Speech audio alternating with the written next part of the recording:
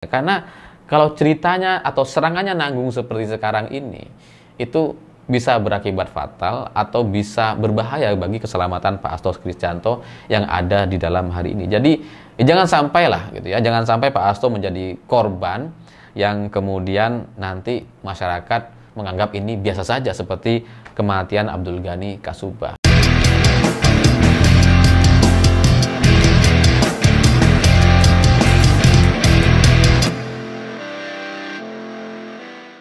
Selamat malam semuanya. Hari ini beberapa orang kader PDI Perjuangan kembali menyerang Jokowi karena beberapa bulan yang lalu katanya ada orang utusan Jokowi yang meminta kepada PDIP tentang dua hal. Yang pertama, agar Pak Hasto mundur sebelum Kongres April 2025, entah itu dipecat, diganti dan sebagainya. Dan permintaan yang kedua itu meminta agar rencana pemecatan kepada Jokowi dan keluarganya Gibran dan Bobi itu ditunda atau dibatalkan. Dan kemudian PDI Perjuangan menolak permintaan itu dan akhirnya hari ini Hasto Kristianto masuk dan ditahan oleh KPK dengan status tersangka. Dan pernyataan ini atau cerita menyerang Jokowi dengan cara-cara yang seperti ini menurut saya itu kurang pas saja. Saya setuju dengan serangannya, saya setuju dengan ceritanya, silahkan saja, tapi momennya itu nggak pas gitu. Ya, karena bagaimanapun Pak Hasto hari ini, suka nggak suka, harus kita akui sudah ditahan. Itulah faktanya. Semua orang tahu bahwa Pak Hasto ini adalah tahanan politik, karena statusnya nggak jelas gitu. Dia tersangka atas satu kasus yang nggak jelas. Kasus suap Harun Masiku katanya. Yang nyuap Harun Masiku kok kena ke Hasto? Katanya uangnya dari Hasto. Padahal ya nggak ada, nggak terbukti. Dan itu sudah diakui sejak tahun 2020 lalu. Sudah ingkrah kasusnya, sudah selesai. Ya meskipun Harun Masikunya belum ditangkap sampai sekarang, tapi kasus ini sudah selesai gitu. Dan itu sudah diakui sama para tersangka atau orang-orang yang sudah divonis penjara lebih awal, bahwa memang tidak ada uang dari Pak Hasto Kristianto. Jadi ya sebenarnya ini adalah sebuah kasus yang semua orang tahu ini adalah kasus politik. Pak Hasto adalah tahanan politik, saya percaya dan saya meyakini itu. Tapi suka nggak suka harus diakui bahwa hari ini Pak Hasto sudah ditahan. Itu semua harus disadari gitu. Sehingga seharusnya fokus utamanya bukan menyerang Jokowinya. Bahwa ada cerita bahwa ini terjadi gara-gara Jokowi marah, ngambek dan sebagainya. Iya, tapi harusnya fokus narasi atau cerita atau materi-materi yang disampaikan oleh PDI Perjuangan itu fokus kepada pengadilan, fokus kepada sisi kasus yang sedang dialami oleh Pak Hasto. Mengungkap keanehan-keanehannya misalkan, atau setidaknya agar hukuman yang nanti akan diterima itu ya syukur-syukur bisa menang, atau kalaupun misalkan dihukum itu bisa seminim mungkin, secepat mungkin, misalkan ya setengah tahun atau beberapa bulan saja sudah bisa bebas, sehingga nanti Pak Hasto bisa keluar dan bisa beraktivitas lagi. Jadi kalau sekarang apa yang dilakukan oleh beberapa kader PDI Perjuangan dengan mengungkap adanya utusan gitu ya, ada kemarahan karena nggak diterima usulannya, ya karena Pak Hasto nggak mau mundur, nggak mau diganti dan sebagainya, itu sebenarnya bagi saya cerita-cerita yang seperti itu justru merugikan Pak Hastonya sendiri. Karena kalau cita-cita ini mau dilanjutkan gitu ya, yang rugi pada akhirnya tetap adalah Pak Hasto. Karena faktanya Pak Hasto udah ditahan gitu. Kenapa kita nggak fokus kepada kasus yang dia terima, bukan kemudian menyerang pihak-pihak atau orang yang dicurigai menjadi biang kerok dari kasus politik ini gitu. Karena ketika narasi atau cerita yang seperti ini disampaikan hari ini, bagi saya itu nggak pas, nanggung sekali gitu. Karena yang pertama tidak disebutkan namanya siapa gitu ya, sehingga ketika nama utusan atau orang yang diutus oleh Jokowi atau sepengetahuan Jokowi atau sepengetahuan orang di belakang Jokowi atau siapapun itu namanya, kalau ini tidak disebutkan, maka cerita ini itu jadi kayak nggak bisa berkembang gitu, nggak bisa berjalan. Kasus ini nggak bisa jalan terus gitu. Hanya sampai di cerita yang itu bisa dianggap kemudian jadi kayak nggak ada. Orang-orang bisa saja nggak percaya karena nggak disebutkan namanya, nggak ada tindak lanjut setelah ini. Karena nggak disebutkan gitu ya. Beda kalau misalkan disebutkan, ini bisa menjadi satu kasus yang berjalan terus. Oh ternyata siapa misalkan si A, nanti si A minta diklarifikasi, minta dipanggil misalkan, atau nanti dia akan memberikan pernyataan. Kemudian PDI Perjuangan membalas dengan bukti misalkan pertemuan atau rekaman. Itu bisa menjadi satu kasus yang berjalan. Tapi kalau hanya menyebutkan, hanya menyerang Jokowinya saja dan berfokus kepada Jokowinya saja gitu, itu terus terang tidak akan mengubah keadaan atau situasi hari ini bahwa Pak Hasto Kristianto sedang ditahan di KPK. Jadi ya suka nggak suka, orang pada akhirnya ketika muncul statement atau cerita yang seperti ini bahwa Jokowi dulu mengutus utusan untuk meminta Hasto mundur, dipecat, atau supaya tidak Jokowi dan keluarga tidak dipecat dan sebagainya, orang-orang tetap akan dengan pemikirannya gitu. Yang anti PDIP tetap anti PDIP, gitu. Yang nggak percaya tetap nggak percaya, sehingga ini tidak mengubah apa-apa, tidak memperbaiki atau tidak mengubah situasi yang ada hari ini, sehingga drama-drama yang muncul itu jadi kayak nggak ada gunanya gitu.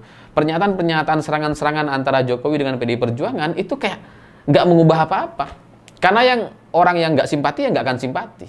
Kan maunya kita, semua orang bisa jadi satu suara, atau setidaknya mayoritas masyarakat bisa melihat bahwa kasus Hasto Kristianto ini benar-benar adalah sebuah kasus politik, adalah tahanan politik yang terjadi gara-gara penguasa marah atau murka dengan permintaan yang tidak dikabulkan. Gitu. Dan selain itu, menurut saya momennya tidak pas dan merugikan, karena Pak Hasto Kristianto itu ada di dalam sekarang, gitu ya.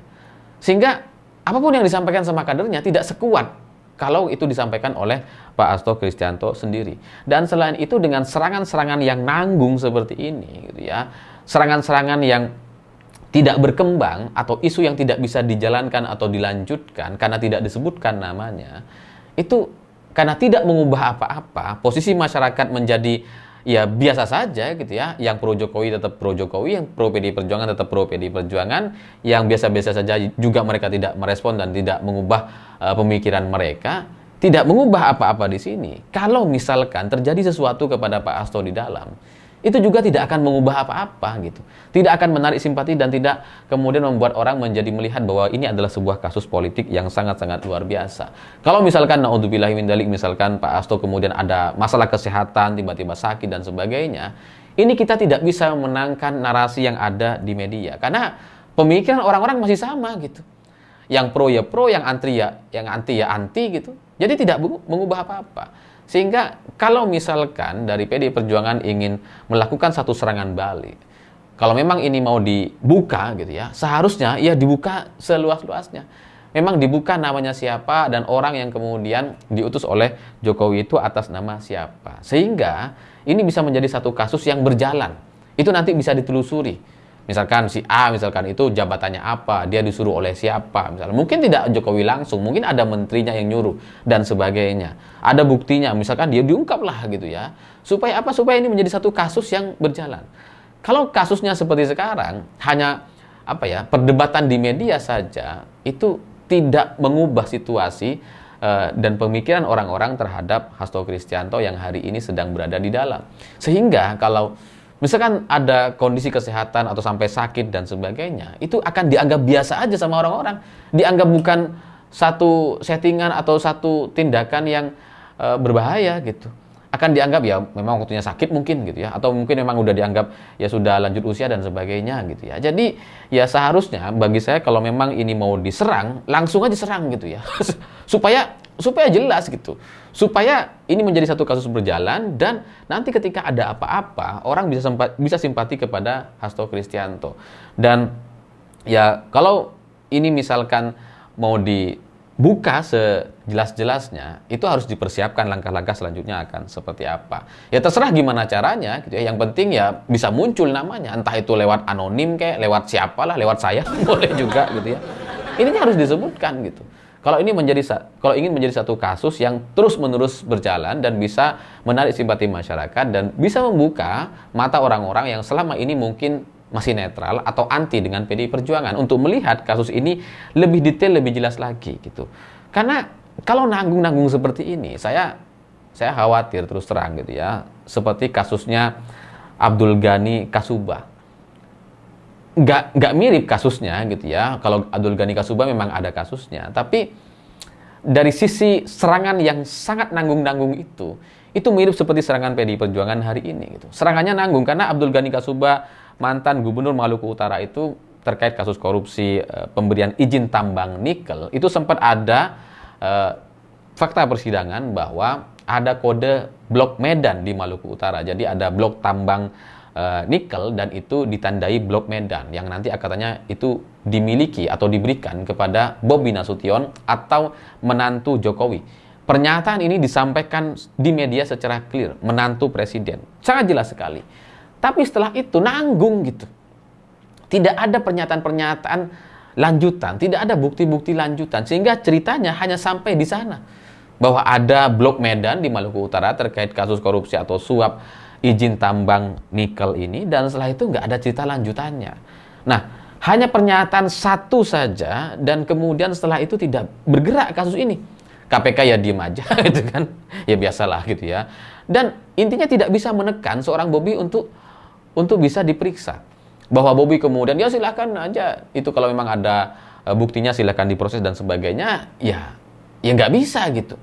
Karena pernyataannya cuma satu tuh. Kalau dibuka data-datanya apakah ada pertemuan, apakah ada memang izinnya dibuka ke media, ya mungkin setelah itu orang-orang akan sangat-sangat berfokus kepada Abdul Ghani Kasubah yang hari ini meninggal dunia gitu. Kalau seandainya data-data itu dibuka sebanyak-banyaknya, sejelas-jelasnya, semua pertemuan surat-suratnya misalkan difoto dan diupload ke sosial media atau ke media, mungkin hari ini orang akan melihat bahwa kematian seorang Abdul Ghani Kasubah itu adalah kematian yang tidak biasa. Atau setidaknya kita mencurigai itu adalah kematian yang tidak biasa. Tapi karena serangannya nanggung, cuma satu kali saja menyerang gitu ya. Cuma satu kali saja fakta disampaikan bahwa ada Blok Medan di Maluku Utara, tambang-tambang nikel dengan label Blok Medan milik Bobi Nasution. Hanya sebatas itu saja. Setelah itu tidak ada bukti-bukti lanjutan. Akhirnya ketika Abdul Ghani Kasubah meninggal hari ini, itu orang-orang akan menganggap biasa aja. Padahal dia ini adalah satu saksi kunci yang bisa mengungkap terkait adanya kasus Blok Medan atau tambang-tambang nikel ilegal di Maluku Utara. Nah, seharusnya PD Perjuangan bisa belajar dari ini ya, kader-kadernya lah, bukan partainya gitu ya. Kalau memang mau menyerang, serangan terbuka, harus dibuka semuanya tuh. Total gitu, entah data-datanya, pertemuannya, rekamannya, buka semua. Tapi kalau mau bertahan, sabar, jangan menyerang dulu gitu. Tunggu momen yang pas, tunggu nanti ini selesai. Tunggu setelah Pak Hasto kemudian sudah aman ada di dalam, atau setelah Pak Hasto keluar dari penjara, baru kemudian kita bisa buka. Kalau nanggung-nanggung seperti ini, ya ini mohon maaf gitu. Itu kayaknya tujuannya cuma cari panggung saja gitu. Kalau serangan-serangan yang disampaikan hari ini hanya sebatas tanpa bukti yang dibuka, hanya sebatas satu cerita, ya mungkin di kalangan internal PDI Perjuangan mungkin orang-orang ini jadi kayak menarik untuk menjadi pengganti sekjen atau pengganti Pak Hasto sebagai sekjen PDI Perjuangan. Mungkin menarik memang gitu, tapi ya kasihan Pak Hastonya gitu, sudah ditahan gitu. Sehingga ya seharusnya serangan-serangan itu benar-benar disiapkan supaya ada hasilnya, supaya ada tujuannya. Karena kalau ceritanya atau serangannya nanggung seperti sekarang ini, itu bisa berakibat fatal atau bisa berbahaya bagi keselamatan Pak Hasto Kristianto yang ada di dalam hari ini. Jadi jangan sampai lah gitu ya, jangan sampai Pak Hasto menjadi korban yang kemudian nanti masyarakat menganggap ini biasa saja seperti kematian Abdul Ghani Kasubah. Jangan sampai gitu, karena bagaimanapun Pak Hasto adalah orang yang sangat luar biasa, yang saya kenal, yang saya tahu sangat hebat sekali, sehingga seharusnya semua orang bisa mendukung dirinya dengan berbagai cara, setidaknya supaya kasus ini, kalaupun misalkan nanti sampai ke vonis, ya setidaknya jangan sampai terlalu lama. Kalaupun misalkan bisa memenangkan pengadilan atau persidangan, ya alhamdulillah, atau gitu yang kita syukuri selanjutnya. Tapi kalau dengan serangan-serangan yang mentah seperti ini, itu justru akan merugikan Pak Hasto Kristianto sendiri. Karena dengan data-data yang dimiliki oleh Pak Hasto sebelumnya, yang katanya mau dibongkar gitu ya, terus terang gitu ya, saya tahun 2018 kalau nggak salah, saya mendengar satu cerita yang itu luar biasa sekali. Saya bertemu dengan saksinya gitu. Saya mendengar satu cerita langsung dari Pak Hasto dan satu orang saksi yang terlibat dalam satu cerita gitu ya. Saya mendengar langsung dan memang sangat mengerikan sekali. Dan pasti Pak Hasto punya data lebih banyak dari yang pernah saya dengar, karena yang saya dengar cuma satu. Tapi hari ini faktanya, kenyataannya, Pak Hasto atau timnya belum membuka apa-apa. Artinya apa? Nampaknya memang Pak Hasto ingin bertahan dulu gitu. Jadi seharusnya kader-kader PDI Perjuangan bisa mengerti bahwa ketika data-data tidak dibuka secara terbuka, secara jelas, atau bukti-buktinya tidak disampaikan ke media atau media sosial, seharusnya para kader-kader PDI Perjuangan bisa memahami bahwa hari ini strateginya adalah bertahan dulu. Nanti kalau mau melakukan penyerangan, nanti kapan itu ya nggak tahu, terserah Pak Hasto gitu. Entah setelah selesai sidangnya, setelah vonisnya, atau setelah keluar dari penjara tahun depan. Karena ya soal serangan-serangan kepada Pak Jokowi dan keluarga itu masih bisa dimainkan gitu ya. Karena ya tahun 2029 masih lama dan rasanya nggak mungkin Pak Hasto berada di penjara sampai 2029, sehingga isu-isu politik atau bukti-bukti kasus yang dimiliki oleh Pak Hasto masih bisa dimainkan tahun depan.